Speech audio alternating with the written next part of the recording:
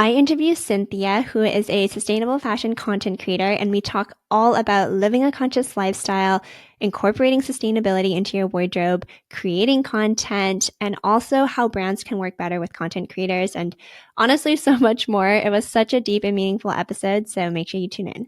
I really enjoyed this episode with Cynthia, and she is a sustainable fashion content creator who uses her platforms to inspire action. She's known for her YouTube videos on sustainable style, mindful living, and fashion system change, and she aims to help transform the fashion industry for better.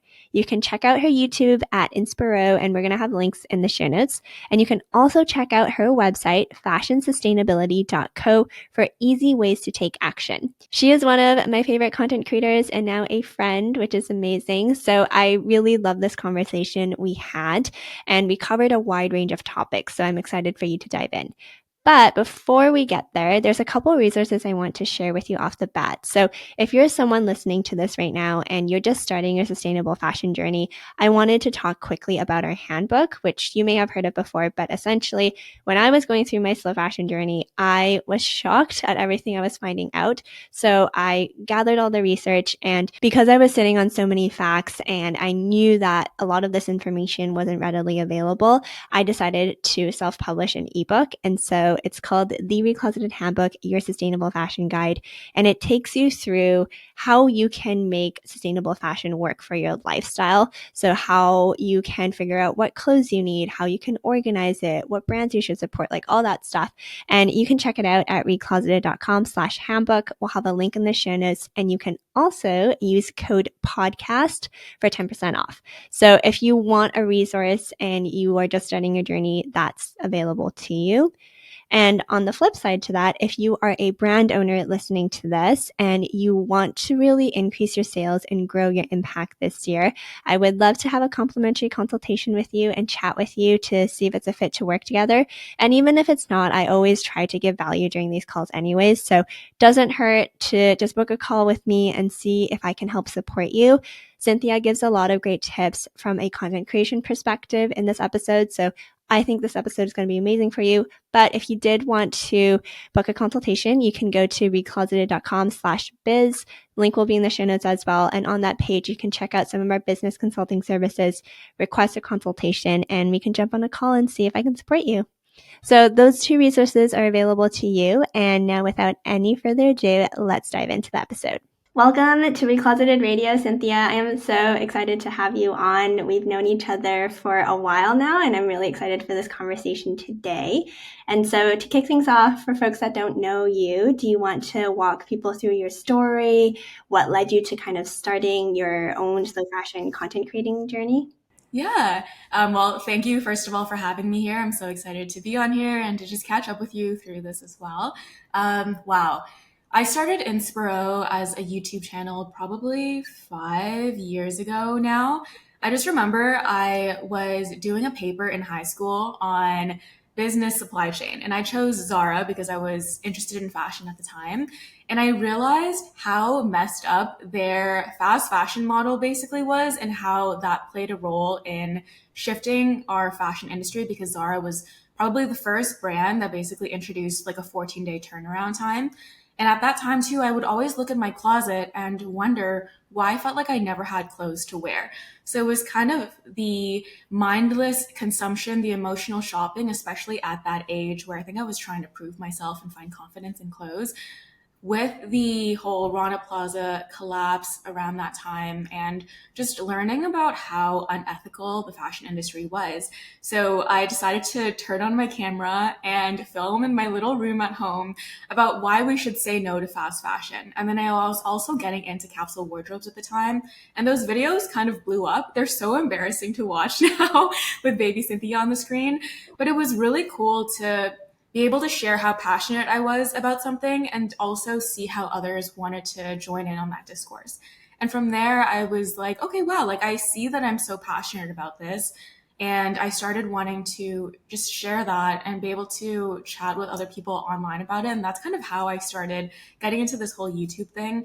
From there, I was exploring the capsule wardrobe thing. And then I was also thrifting a lot at the time. And back then, this is probably also maybe like 6, 7 years ago, like thrifting wasn't such a huge like accepted thing. People still kind of like had their own assumptions about shopping secondhand. So I think people were wowed by the fact that you could find certain styles at the thrift store that didn't look like what people assumed secondhand clothing or vintage clothing looked like. It's amazing to think back and reflect on that and see the trajectory of like how it's just so normal now, but that's also probably tied to how much we also produce at scale in the fashion industry. So that's kind of how I started it. And then over the years, I learned more about, supply chain and fashion theory. And I went to school for business and marketing. So it kind of aligned with what my interests were just in life as well. So I've always wanted to share kind of my thoughts on what I was learning through that whole process. There's always so much information out there. And then along the way, too, just sharing more about my life and how I was learning to be more mindful and sustainable in my own ways. So, yeah, that's kind of the backstory of how I kind of got into content creation and why I'm still doing it today. Like, at the end of the day, I feel like the one thing that keeps all of us excited about sustainable fashion in the space is the hope of how we can see it kind of do better. So those are always the videos that I find the most exciting to make, even though they may not get the most views and whatnot. But to me, it's still just connecting with others online about like all these cool things that are happening in the fashion industry, and then also the cool things that we want to imagine and we want to see change in the industry. Yeah, so that's kind of my little ramble of my backstory. Love it. It's like the hero origin story, if you will, instead of the villain origin story. Of me just turning on my point and shoot camera in my room back Yeah. then. Oh, what a crazy time.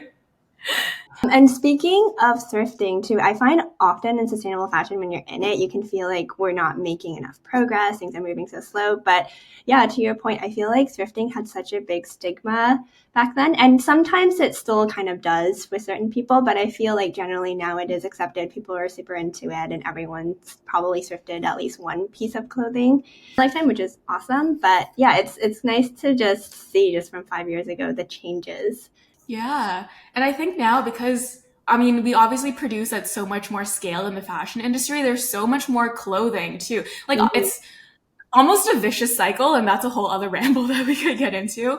But I feel like it's almost made thrifting even more accessible Yeah. in both good and bad ways. But I feel like that is a good way to get people kind of in the door and accepting of thrifting. And then they start to realize, like, oh, you could find such good pieces, whether they're vintage or whether they're kind of newer, but, used. Like I found this shirt a few months ago at like a random local thrift shop, and it's a vintage like Holt Renfrew when Holt Renfrew used to make their own Yeah. clothes. Like there's such insane embroidery I detail love on it, and I love it detail, so much. yeah. Yeah, it's so gorgeous, and it's just not something that I would have expected to find. I just walked into a consignment shop around the corner here, and thrifting is so hit or miss too. Like it obviously takes a lot of time, but I love that you just never know what you'll find. And I think that's like the beauty of it. And we obviously already have so much clothing that's been made and that exists on this planet. So it just makes sense that you can probably find what you're looking for secondhand first. And clothing that was made back in the day was made so much better too, like on average, that, I want to make sure that a piece like this doesn't end up in a landfill somewhere by accident? Totally. Like people used to use such amazing materials too, and just the craftsmanship I feel like was so much better as well because wasn't just about quantity, it was really about quality. So it's nice that now for a lot of our clients and other brands, they're focusing more on that again. But yeah, to your point, you can find really amazing things thrifting. Yeah. Awesome. And so you mentioned a little bit about what you're doing on a day to day, but I know living a conscious lifestyle can seem really overwhelming to people, especially when they're just starting out. So can you just walk us through high level what you're doing now to balance living your life, but also having a good impact on the planet? Of course. I would say the one keyword answer to this is imperfectly. And that's the most sustainable way to, I think, have a sustainable lifestyle. I think when you start caring about these things, there's obviously so much to care about, and you can get really down on yourself. And I have to remind myself that you can't do everything, and it's also not on you to do everything. Like, we all still need to enjoy living life because Yeah. what else is the point of living life? So I've gone through ebbs and flows of this, obviously, but the biggest thing for me is, of course, one, fashion. I would say that I don't really buy a lot of new things. Even when I buy clothes to add to my wardrobe, it is usually secondhand. So I feel like I'm just really mindful of the ways that I consume things in all aspects of my life. And I think that's a really big piece of just reducing your impact.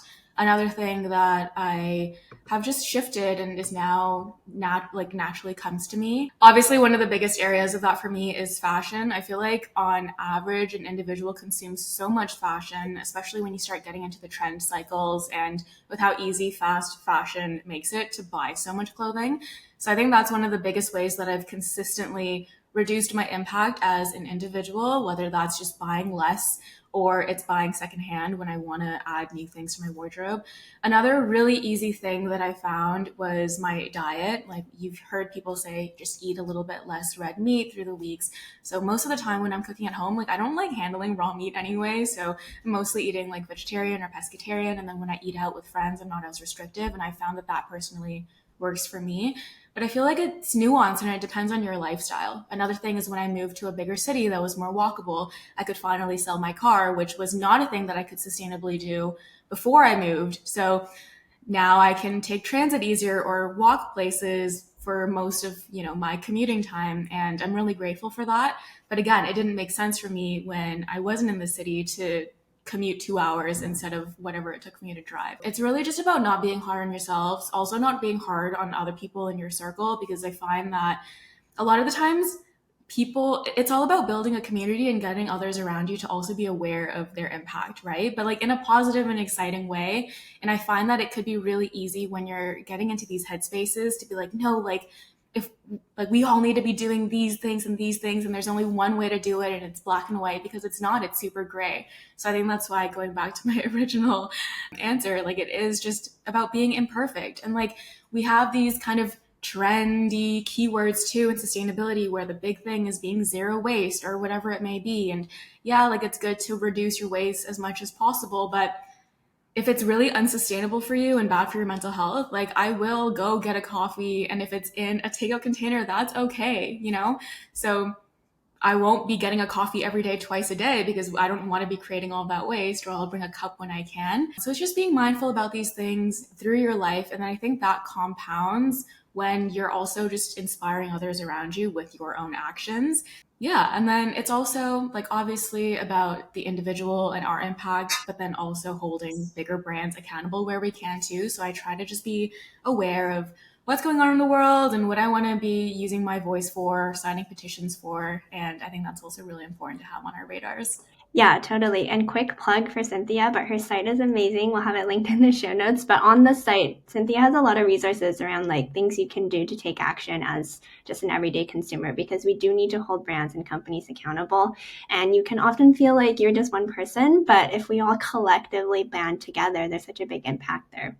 Yeah, thank you for the quick plug. It's literally, I think, 5 or 4 petitions and acts that I've listed, because personally for me, sometimes I'm like, okay, I want to sign these things and I want to use my voice, but where are they? And it's not that easy to just Yeah. Google. So that was my goal of having that take action piece on my website. So it'll take you guys like 30 seconds. Please visit it and leave your name, and I'll try my best to update that page as often as I can. But yeah, appreciate the quick plug. Yeah, of course. It's such a needed resource. And yeah, I completely agree with you. I feel like when I first found out how my clothing and just my impact in general was having such a big harmful impact, I guess, I was like, oh, I need to be zero waste. I need to never buy clothes again. I need to be plant based and like all this stuff. And I was like, quote unquote, perfect for a week. And then I burnt out and I could not do that anymore. And that's not sustainable. So I love how you talked about being imperfect about it and being realistic as well with your lifestyle and your budget and your time and your energy where you kind of want to focus. But yeah, I feel like people get overwhelmed trying to do it perfectly. So it's nice to kind of alleviate that pressure and give permission to just do what you can. Yeah, and I feel like that's a really good piece to note too for if you want to support more sustainable fashion brands. So many people are hesitant about it, and it's almost an all or nothing mindset for them. Whether you're buying from a brand or whether you want to create a brand, they're like, hey, well, if we need to be sustainable, it has to be in all aspects. And then it could be a price thing, an accessibility thing, like a sizing thing. And whether you can afford to buy from a sustainable brand or not, it's really just mindset. Number one is like you just need to be consuming less. And then if you can't, still like leave your name on these petitions. And if you can, then that's amazing. And you should still be super intentional with what you buy and also making sure that you're taking care of the clothes that you already own. And then if you're creating a brand, I feel like that's already an amazing thing. Like having a small, usually woman founded brand in the fashion space is way cooler to support. And I feel like you can get burnt out in that sense as well when you're trying to, I don't know, have like the most circular supply chain and using super cool local or like dead stock fabrics. Like there's so much to think about there. And it's really just about being imperfect, but trying your best and knowing that there's also so much room for growth through the years. Yeah. Amazing. I did not pay Cynthia to say this, by the way, because I always talk about this on my podcast with all my clients. I'm like, it's okay to be imperfect. Don't get overwhelmed. Because it's the exact same thing with brands, right? Like, there's so much you could do and so much that's wrong with the industry. So it's so overwhelming for a lot of times, like solopreneurs to take on, especially when they're just starting out. So I love that you said that and we're on the same wavelength. Yeah. I feel like everyone eventually realizes that when you've been in the space for so long and you've kind of had to go through the same mental roadblocks and almost like battles with yourself. And you're just like, okay, guys, like the cool thing is that we're here and that we all care and that we're all on the same page. And what the evil companies and people in the world want us to feel is that we can't do anything, right? So that's why at the end of the day, I remind myself, like, no, we just got to continue to fight this battle together imperfectly. Totally. And so, just quickly, for someone that's listening right now and wants to start on their own conscious journey, do you have any like tips on how they can get started? I know you've given a lot of resources already, but what would maybe be your like first three action items or things you would suggest? Yeah, like if they're trying to just be more conscious with their own lifestyle and impact. Yeah, Of course. I would say that because you're already wanting to try, like you've already done most of the work. And I think that that conscious decision to want to make an effort is something that we should all kind of be taught when we're like young and in school. And that's a whole other ramble. But I would say just look at your current lifestyle and see if there are things that are super easy to cut out. And when you can start making those baby steps and changes, it'll come a little bit easier for you. It's almost like anything that you want to change in your lifestyle. It's better to take it slow versus doing like everything at once because then again, it's so easy to be burnt out.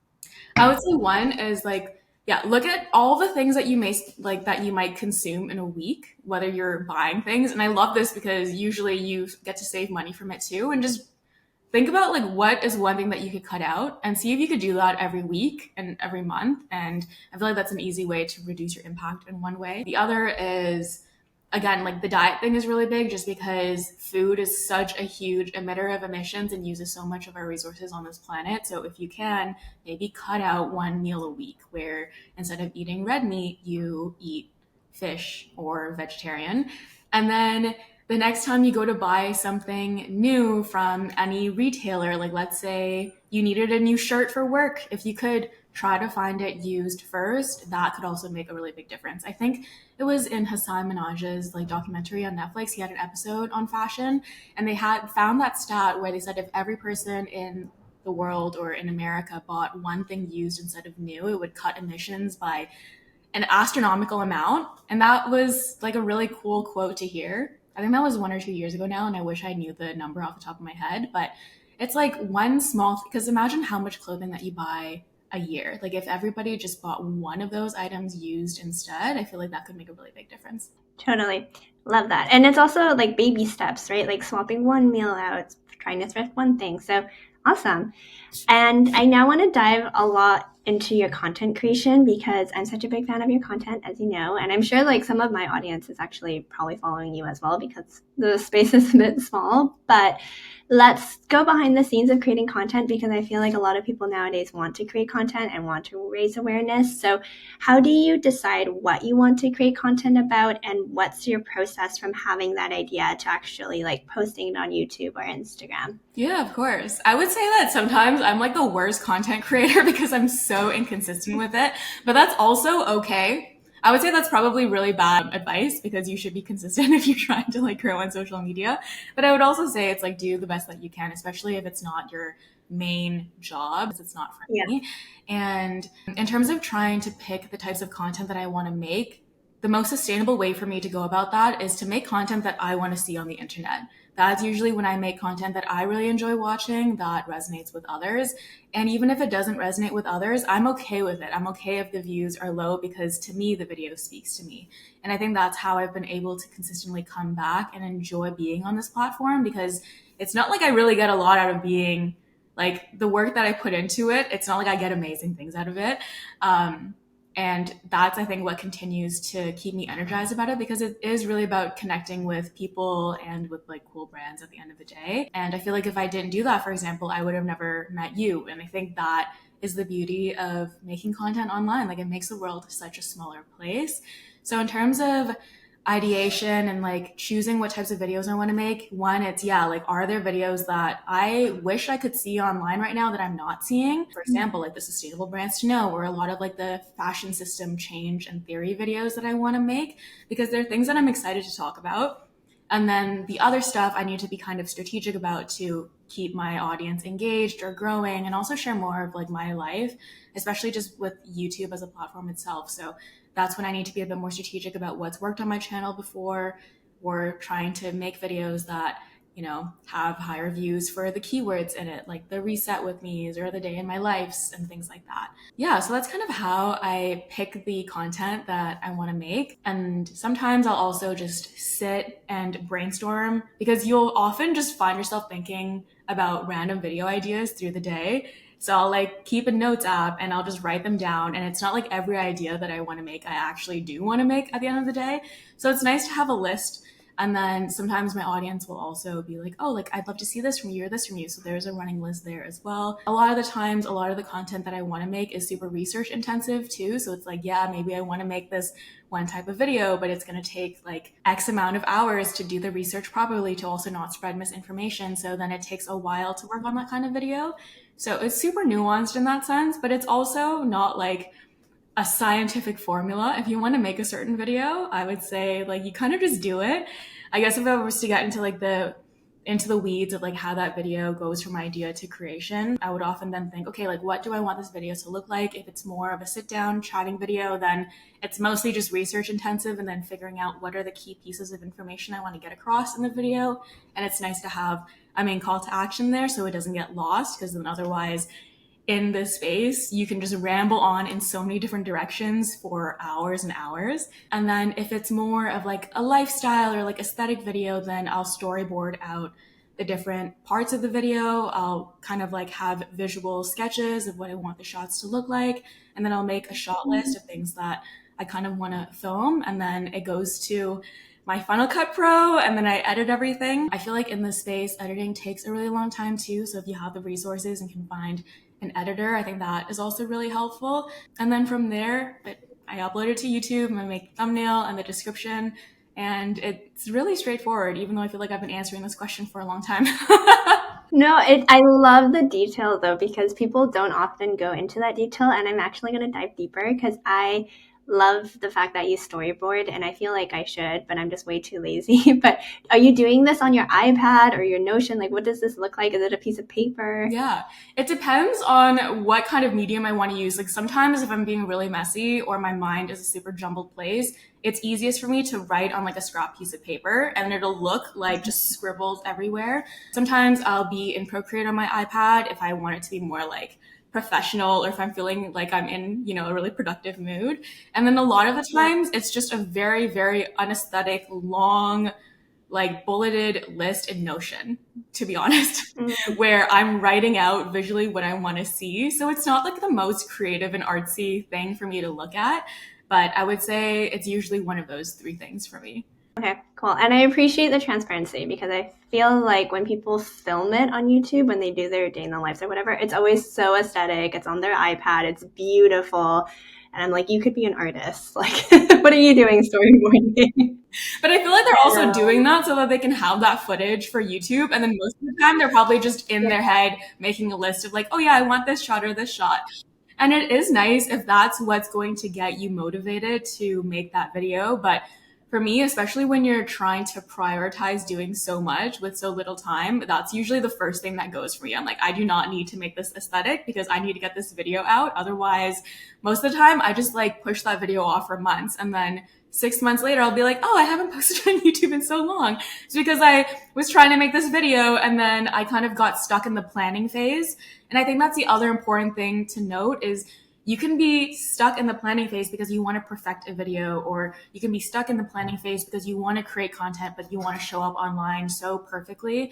And I would say just be super mindful of being stuck in that space or letting that space hold you back, because I'm also a perfectionist and I feel like a lot of people are, or they just want to, I wouldn't say be like high achievers, but they want to show up well, right? But I think the most important thing in the space is to show up and to make the content, and you'll continue to evolve over time. Because if you don't post content, nobody's going to be able to find you. And that's something I need to remind myself of too. And obviously do it on your own terms. And there's never really any pressure to, like, people always say you need to grow, like if you want to grow you should be posting 4 times a day or like however many times a day, but it is really about what is the most sustainable for you. And as long as you're moving in the right direction towards your mission or why you're creating content in the first place, then that is good enough. Because I think it's like such a weird nuanced space where sometimes there's also so much happening in the world and you're wondering like, why am I sitting here making this video when like sometimes the world is messed up, right? So I would say, yeah, like do it in a way that feels the most sustainable to you. Obviously, still have discipline with it and make that process as aesthetic or as unaesthetic as you want, depending on how you feel in that phase of your life. Totally. And it's that theme of being imperfect again, right? So that you can sustainably do this and show up. And for me, I feel like I would put so much pressure on myself and our team just to be consistent. And I'm realizing now that it's really quality over quantity. Like we really want to be thoughtful around what we're putting out there and not just put out stuff to put out stuff. So yeah, like give yourself permission to have your creative process and be proud of what you're putting out. Yeah. And know that at the end of the day, like your community will be there because they came for you and what you are like, what you're passionate about. So I'm trying to do a better job of that as well. Being like, hey guys, like I haven't been around for a while because of this or this, or it's like I'm taking a break because of this or this, but I'm excited to see you again, like in the future. Because at the end of the day, it's like sometimes we feel so disconnected from the people that are on the other side of the screen when we're creating content, but it's real humans at the end of the day too, right? So I wouldn't let the pressure of like needing to be consistent scare anybody away. Amazing. And so, how do you balance content creation and working a job? Because you mentioned it's not your full time job, and we're talking about all this stuff. And yeah, just tell me how you do it. And if you don't balance it, that's okay too. Yeah, it's really tricky, I would say. Like I was telling Selena before this video, I didn't know how I did it in the past. And I think when we were younger too, there was this whole era of like hustle mentality and everyone was grinding. And obviously we still have an era of that, but I sense this shift of, especially in like my friend group too, of us wanting to live life and making sure that we're not missing out on experiences or quality time with friends and family because we also want to do these things. So I wouldn't say that I found the like answer. I feel like it's $1 million question on how we balance content creation and our jobs, but it's really me prioritizing kind of making the videos that I want to make because I want to engage with people in meaningful ways online. And that's what gets me excited to also, go on my computer after work and finish the script of a video or do more research or spend time editing. Because if I transparently, like I've been trying to post about one video a week this month. And I was like, that's going to be a good goal for me. Like, this is what I want to do. But I'm finding myself spending my weekends and my evenings working on my content creation, which is totally okay. But you also need to be super wary of when that reaches burnout or it creeps into kind of like that burnout space. So I'm trying to remind myself, like, this is why I make this content. Even if I made this video and nobody saw it, would I be okay with that? And would I be okay with the time that I've put into making that? So I'm being super careful with making sure that I also am prioritizing me in my day to day. So I have a list of all the self care things and the disciplined, like things I actually need to do with errands or making sure that I'm taking care of myself and I'm getting those done. And then also making the time for doing my content creation because it's like that puzzle, like the triangle where you have to choose sleep, socializing, work, and Yeah. whatever else your hobbies. And I'm reminding myself that you can have everything, you just can't have it all at once. So sometimes it's also really easy to put pressure on yourself to say, no, I want to like hit this deadline. So then you kind of do everything to get to that deadline, but then you find yourself so tired after that and it's not sustainable, right? It's funny that we're talking about sustainability in the fashion space, but then also as a person and a lifestyle. So back to the original question of how do I balance it, I'm just being super mindful of, knowing that there are only so many hours in a day and in a week and wanting to make sure that I'm still moving the needle on my content creation because it matters to me and I'm passionate about it. But then also making sure that I have time to prioritize my self-care and, my friendships and my relationships. And every week looks different. The amount of hours that I put in every week to certain things changes, and that's okay as long as I feel good about the things that I've done in that week. And if you have a week where you're like, I don't really want to touch any of this for my content creation stuff, that's also okay. It's such a tricky gray area of like how to have discipline, but then also how to give yourself this space because at the end of the day, this is your platform and you get to decide how you want to go about it. You're your own boss, and that is the most beautiful thing. But then that also gets you like leave so much pressure on yourself to be like, well, then I have to be on all the time, right? It is again about how you can just do it in the most sustainable way for yourself. And that's different for everybody. And yeah, the amount of hours that you put into it probably correlates with like how fast you grow or like all those different things. But then sacrifices also will need to be made. So it's tricky, but it's all a balance. Totally. It's an ebb and flow, and I really feel like it is seasons too. Like there's seasons when you're working more, there's seasons where maybe you're sleeping more, and then there's seasons where you're socializing more, and that's okay. And if you really just wanted to grow and grow at all costs, and that's for you, then that's for you. But otherwise, I've just realized for me, it's this fun, delicate dance and balance of trying to figure out how to run my business, achieve these goals, but also do it in a fulfilling way. Because I don't know about you, but you've probably heard of like super successful entrepreneurs that achieve a success, have massive exits or whatever, and then they're so lost in life after because they've been working on this thing for years and they look around and they don't have the relationships they want. They don't have, experiences that they missed out on. So yeah, I feel like it is an ebb and a flow and a dance, but just to your point, whatever works for you and just honor that and listen to yourself. Yeah. And a good reminder too that we have time. I was watching this video, I think it was from Jenny, and she was talking about how she has like this 5 year vision board. And most of the time when we make a vision board, it's like a 1 year timeline. And I feel like it puts us into this place where we're almost so pressured into being like, hey, I need to hit all of my goals in the next 12 months.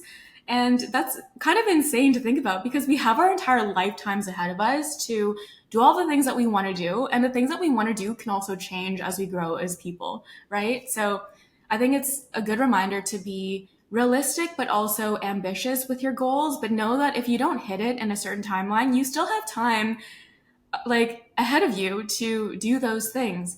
So for me, I like to kind of set goals of, okay, like tangible goals on what I kind of want to hit. Usually it's tied to things that I can personally achieve. So it's my output of how many videos do I want to realistically get out in this month, this year. And it's super flexible. And from there, too, it's like, what is your main goal and mission at the end of the day? Because I think we're all just doing this because we care about making a difference.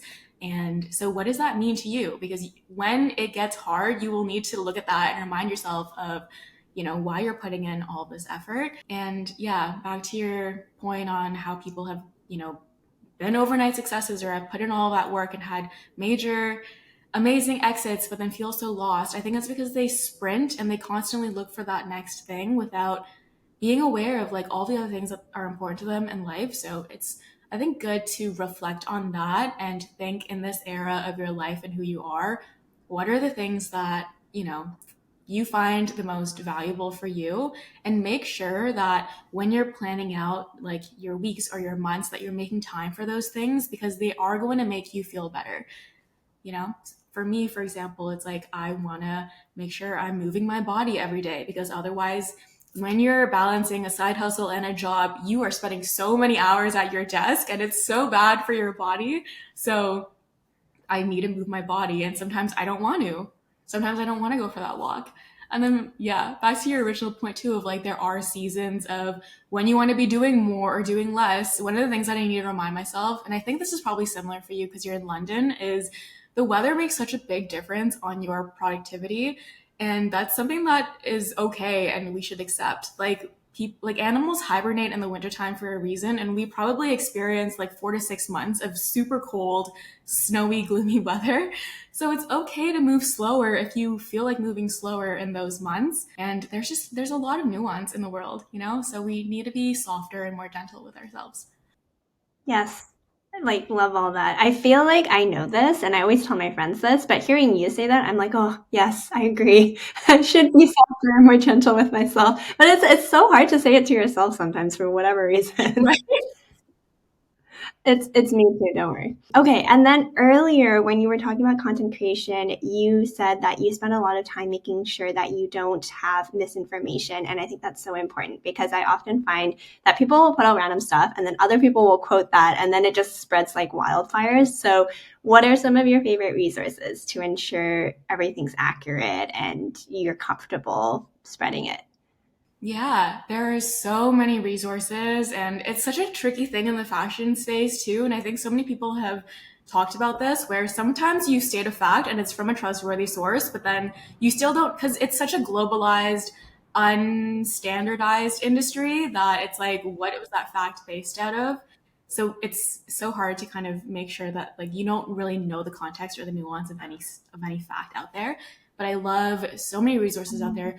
Examples are the Ellen MacArthur Foundation. They're big on like the circular economy. The Slow Factor is another. It's not super specific to fashion in terms of sustainability or, you know, impact in general. Remake Our World is really good. The Center for Sustainable Fashion, they're based out of London, I think, is really good. The OR Foundation I've also really loved, especially when we're talking about waste and like colonialism and waste. So those are a few. Most of the time when I'm talking about these things, I would be referencing like pages and pages long like documents, and usually they have citations and everything. It's almost like I'm back in school or doing a thesis or something. So that's the tricky thing about being in this space is like then you're working with a lot of information and research, but that's kind of when you're just careful of, you know, making sure that you're sourcing and like citing the resources that you're using. But I would say, yeah, it's a good reminder there too, where we just need to be critical when we're reading information or we're discovering information in the space. Like, don't just take it at table stakes. It's good to reference, but I think when we're talking about these theories and just fashion as an industry, it's such like a nuanced, big concept. So that's something that I remind myself of. Yeah, we mentioned Notion earlier, and I still love that just for keeping all of my thoughts in one place. I find that it's a really good way to just organize everything. Otherwise, I just have random notes in my phone or my computer, and sometimes they're not even titled, and it just gets crazy. Another one that I know everyone's mentioning, and everyone's just like, does AI actually help? But in terms of scripting videos and things like that, using ChatGPT is super helpful sometimes where let's say I want information or I want to find resources on certain things, I'll just quickly ask and see what it pulls up for me, which is really nice. You'll still need to go in and like do some work kind of refining the answers there. But I've also heard about other tools that use AI. So let's say that you make a video and then you want to pull out key points, but you don't want to do that manually for other platforms. I think there's also some tools that are coming out for that. I haven't used any of them personally yet, but there are things that are coming out that can help you basically automate a lot of those processes because if you are creating content, it is recommended that you reuse it on certain platforms. But again, it's what is the most sustainable for you to do. But I would say that Notion, ChatGPT have been really helpful for me. And then just in terms of editing, it's really what you find is the easiest to pick up and learn. And for me, that's always been Final Cut Pro. I've used that my entire career in content creation, but I've seen people just use CapCut to edit all their videos, whether it's long form or short form. So you can do anything, honestly. And it's really cool that some people do it all on their phones. I want to move now into working with brands because a lot of people that listen to the podcast are probably like a small business owner starting their own brand. And so because of that, they have limited budgets and they do a lot of the times need exposure and need people to know about them. So they want to work with content creators and influencers, but they may not have a huge budget. So as someone that has worked with brands before, do you have any advice or, things you would recommend to kind of help them maximize their budgets? Yeah, I can only really speak to this as a creator who's also in this space and is passionate about this stuff. And we understand where you're coming from. So I think it really is just a genuine email or a DM and being transparent about where you guys are. It's not like you're out to kind of exploit us as influencers or creators. And I don't think anyone would ever really believe that you are, because it's not like it's a massive brand saying that they don't have budget to pay someone when they do. So I think it really just is about sharing and sending that genuine message. And then a lot of the times, like for me personally, I love discovering brands that are doing cool things that I otherwise probably wouldn't be able to discover myself. So I'm honestly appreciative when I can find a brand that way, and then I'll figure out a way to make it work. Where sometimes these brands probably don't even have budget to like send you a piece. So then you could probably ask for something as a loan and then ship it back. And then, the brand just covers shipping. Because for me, because I care about, sustainable fashion and I'm in the space, I just want to see what the clothing looks like and how it feels and like the quality of it, because I want to make sure I'm sharing things that I genuinely love for my audience. And then if, the budget is small, like that's also okay. We can always chat about different ways to make it work. So let's say there isn't a budget to be paid up front. You can always offer a higher percentage commission if you're doing it an affiliate way, if you make sales, because both parties need to be able to make an income and support themselves at the end of the day. And I think that's really all that matters. And if the influencer or the creator is taken aback by not being able to be paid or forming that long-term relationship with a small company that's like already trying to do all these things, I would say that's like a red flag to me. Like I wouldn't want to work with like an influencer like that if I was a brand. So I would say just being like genuine and authentic in those ways. And I think usually like the creator would understand, because the creator like is also a brand and running a business themselves. So they probably understand like the nuance of all these things, right?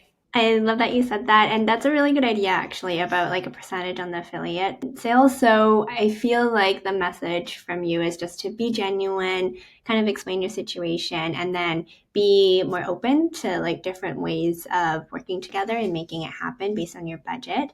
So I love that. And earlier you mentioned like it could be an email or a DM, but I have had experiences of clients just like cold emailing or DMing people, but not getting back responses. And I think that's to be expected. It's a numbers game, right? But is there a way people can reach out so that it increases their likelihood of getting a response? Like even if it's a no, like it's not a fit right now, so that they know and they don't have to keep hounding the creator. Yeah, I think sometimes influencers will also have agents, so they're not even checking their like emails or DMs. So that could be another thing. And I don't know the best way to like reach out to these agents either. I wish I did.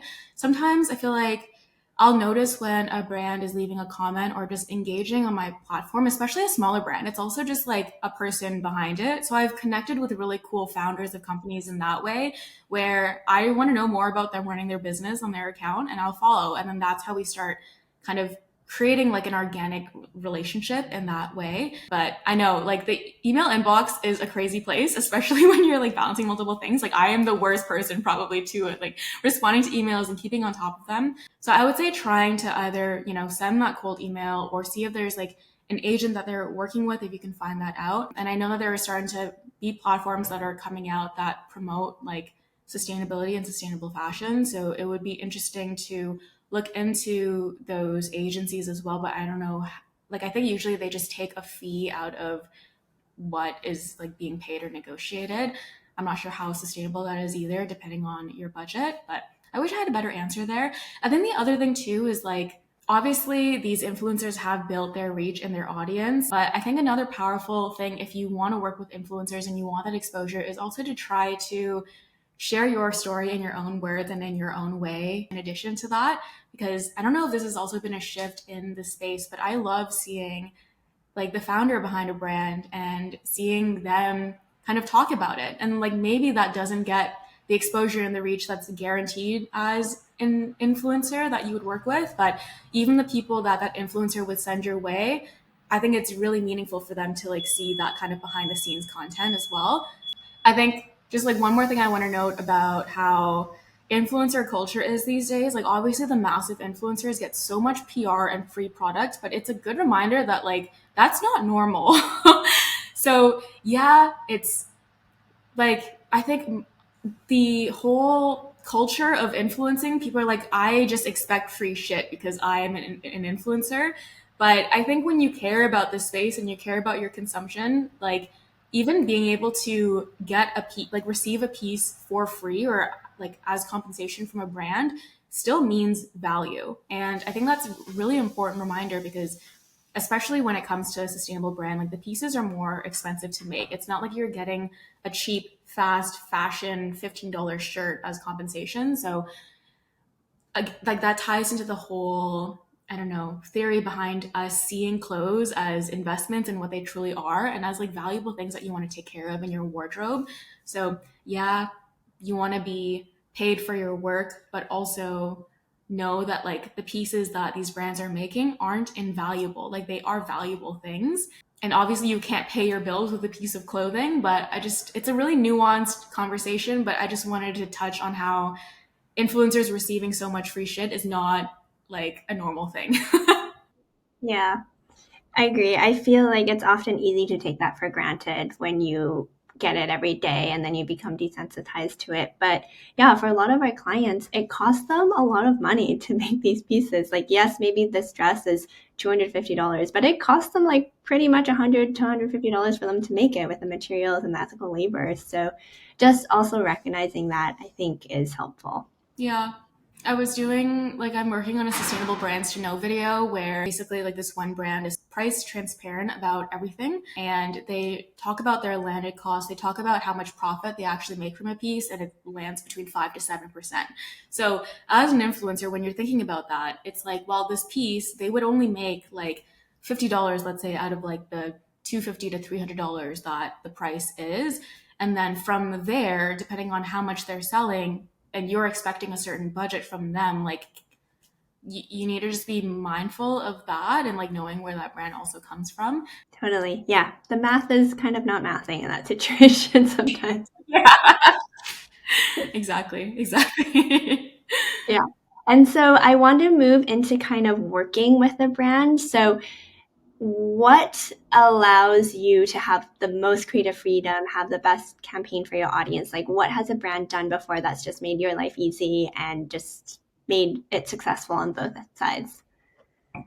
Yeah, I think the biggest thing is being transparent and having like a super genuine space where you can communicate freely. Like, I want to trust that the brand can offer constructive feedback for me and to tell me also like how they feel about the ideas that I'm pitching to them, and then also being transparent about what they want my content for them to look like. So oftentimes brands that have done this really well will have seen content that they really like on my channel and say, okay, like I like something like this or this.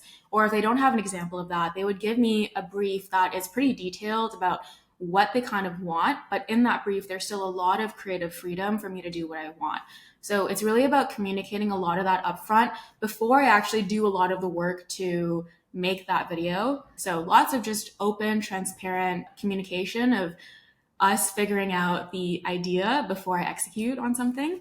And I feel like that is the biggest thing that matters. And it is like you never want to feel anxious when you're talking to a brand or you're waiting to hear back from them. So it really just is about cultivating that like super safe space between the two brands. Yeah. And then also just being realistic and flexible with timelines as well and giving enough time for making the video and then also being able to make revisions just so that the video turns out the way that both parties want, like enjoy and like.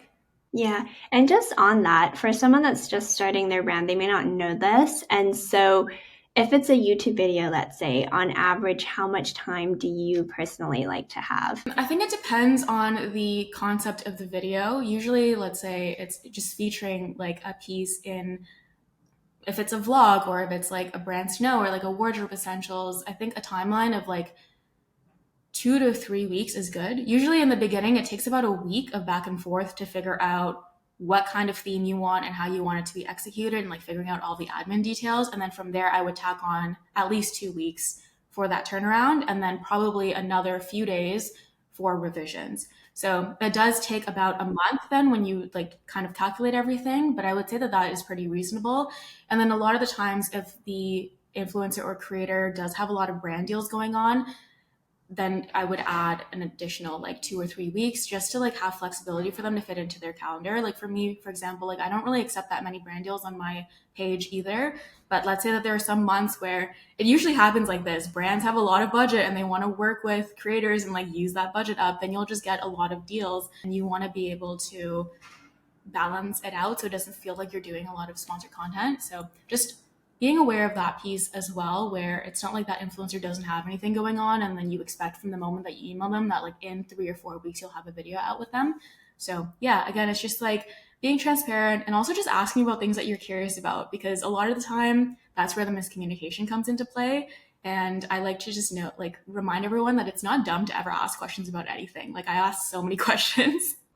Yeah, totally. I feel like that's going to be really helpful for people. So, ballpark like a month minimum to be on the safe side, and then just understand that it could come out a bit later depending on their timelines. Yeah. And then sometimes earlier too, depending on like, let's say that creator is just like super on it and is super passionate about something or just like has the time or has like the sunlight to do it. Cause that's the other thing that's super tricky for me is sometimes I'll be like planning my filming days and I'll be like, guys, I have not seen a sunny day for a week or not even a sunny day, but like a not so gloomy day.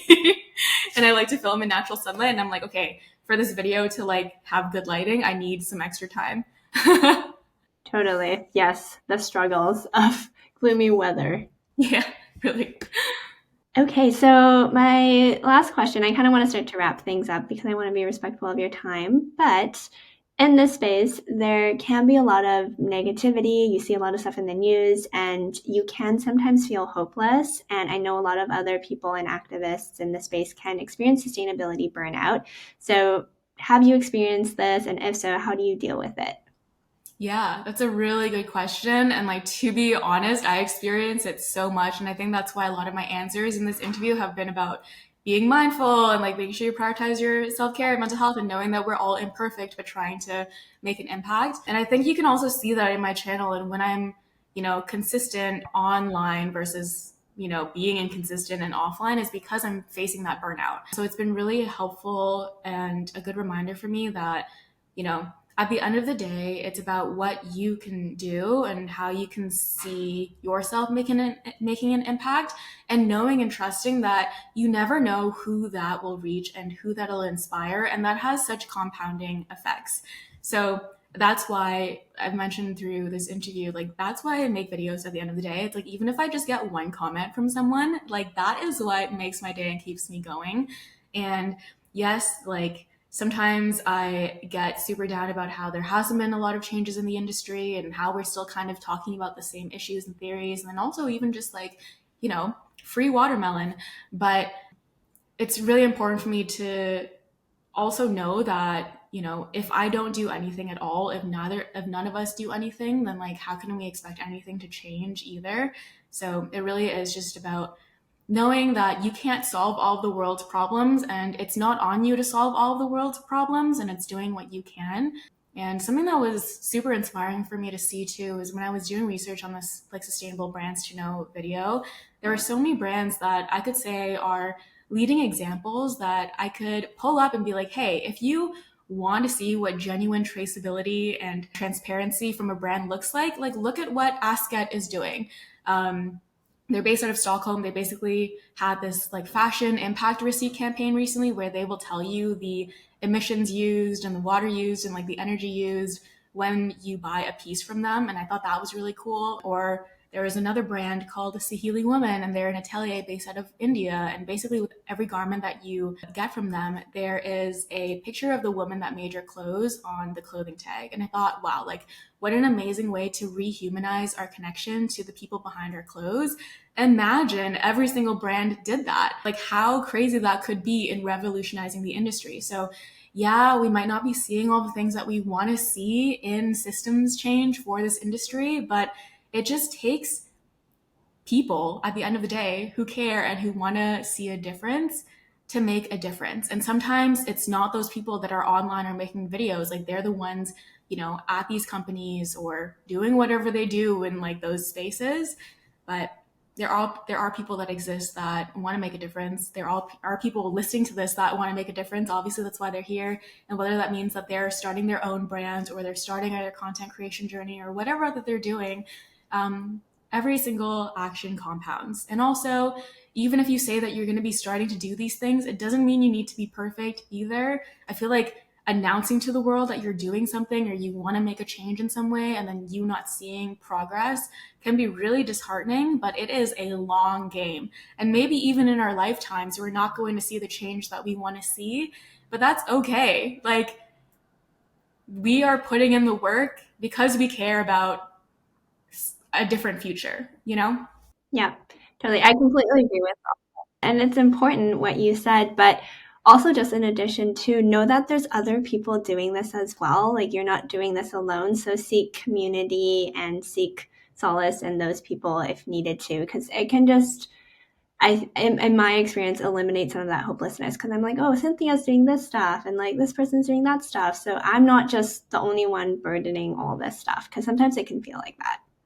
Yeah, and it's okay to take a break from it as well. Like sometimes when you're like, okay, like this isn't really going well, and then you're trying to almost force yourself to still be productive through it, it leads to even more burnout.